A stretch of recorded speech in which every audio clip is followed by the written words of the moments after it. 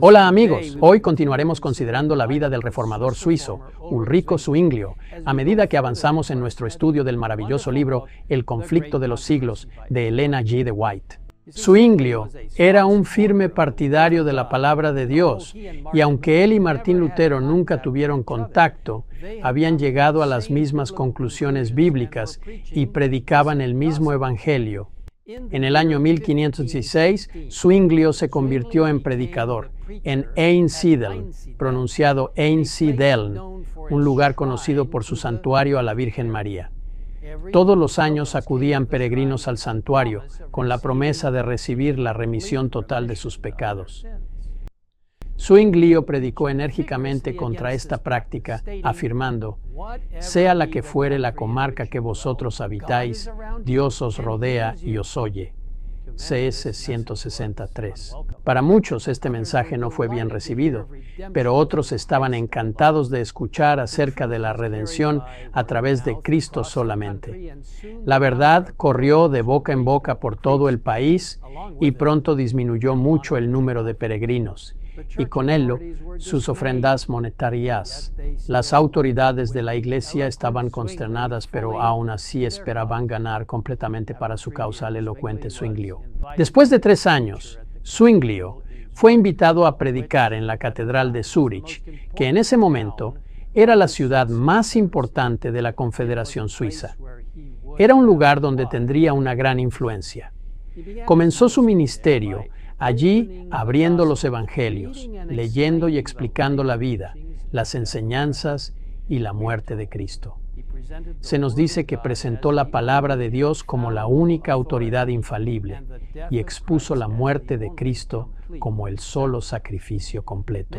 Mucha gente de todas las clases acudió a escucharlo, pero los monjes se propusieron entorpecer su trabajo y condenar sus enseñanzas. A medida que las enseñanzas de Lutero avanzaban en Alemania y más allá, y las enseñanzas de Zwinglio en Suiza, en Roma se promovía la venta de indulgencias.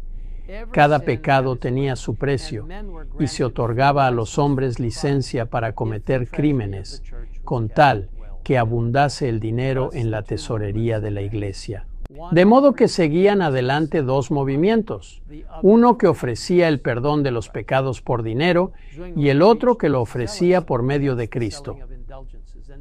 Zwinglio predicó celosamente contra la venta de indulgencias, y pronto los frailes que intentaban venderlas tuvieron que abandonar Suiza. Tal fue el efecto de la prédica de Zwinglio. En el año 1519, una terrible plaga, conocida como la Gran Muerte, se extendía por Europa, incluida Suiza. Zwinglio enfermó gravemente, pero el Señor lo levantó y de nuevo debía predicar con poder. Continuó estudiando la palabra de Dios y había alcanzado ya un conocimiento más claro de las verdades de éste y experimentaba mejor en sí mismo su poder regenerador. La caída del hombre y el plan de redención eran los temas en los cuales se espaciaba y explicaba que el hombre no podía disfrutar de la gracia de Cristo si seguía en el pecado. Donde se cree en Dios, allí está Dios. Y donde está Dios, existe un celo que induce a obrar bien. Finalmente, las autoridades de la Iglesia decidieron celebrar un concilio en la ciudad de Baden, donde Zwinglio presentaría sus puntos de vista y algunos de los eruditos más capaces de la Iglesia lo refutarían.